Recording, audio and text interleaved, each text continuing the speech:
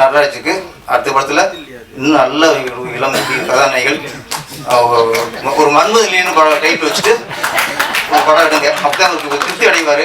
பகவதி பாலா அந்த மன்மதிலி 2 அப்படின்னு சொல்லிட்டு ஒரு 10-15 பொண்ணுங்களை போட்டு படம் எடுத்துட்டு என்ன நினைச்சுக்காத சொல்ல போதில்லை. ஓகே இன்னும் பரவாயில்ல.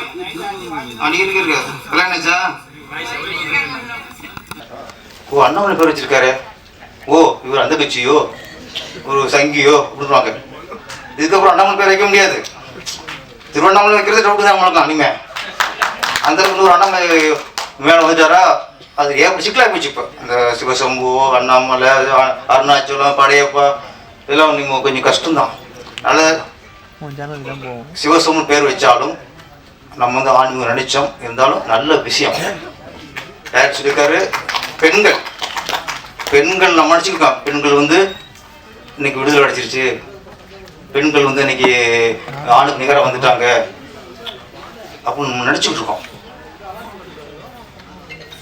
இந்தியா சுதந்திரம் அடைச்சிருச்சு, இந்தியா ஒரு சுதந்திர நாடு என்பது எவ்வளவு பொய்யோ.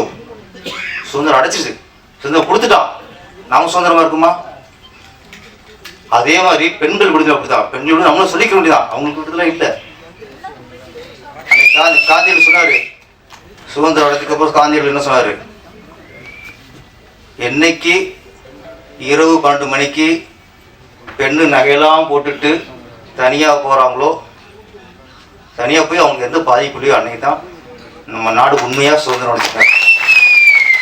இன்னைக்கு நைட்டு ஒரு பொண்ணு நகையெல்லாம் போட்டு தனியாக போச்சுன்னா நகையும் போச்சு, கற்பும் போச்சு. அன்னைக்கே நகை தான் போயிடுச்சு, இன்னைக்கு கற்பும் போயிடுச்சு. ஆனால் இன்னைக்கு நம்ம சொல்லிக்கிட்டோம் பெண்கள் தூக்கி கொண்டாடிக்கிறோம். இன்னைக்கு நாகரிகம் பெருக படிப்பு அறிவும் கூட அன்னைக்கு இருந்ததை விட இன்னைக்கு பெண்கள் ரொம்ப மோசமாக இருக்கு. அதை நம்ம ஒத்துக்கணும். அந்த விஷயத்தை தான் நம்ம இயக்குனர் பகவதி பாலா கூறியிருக்கிறாரு. இந்த பாட்டு ஒன்று வந்துச்சு, புரட்சி பெண்ணு புதுமை பெண்ணுன்ட்டு. கவிஞர் நல்ல வரிகள் சூப்பராக இருந்தாங்க. பேர் கவிதா குப்சாமி. ஒரு வரிகள் அப்படியே பெண்ணினத்துக்கு எழுதப்பட்ட ஒரு வரி ரொம்ப நல்லா இருக்குமா.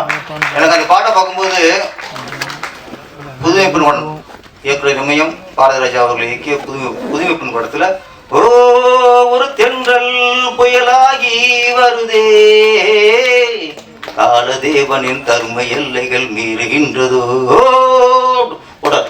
அந்த எஃபெக்ட் நல்லா இருந்துச்சு.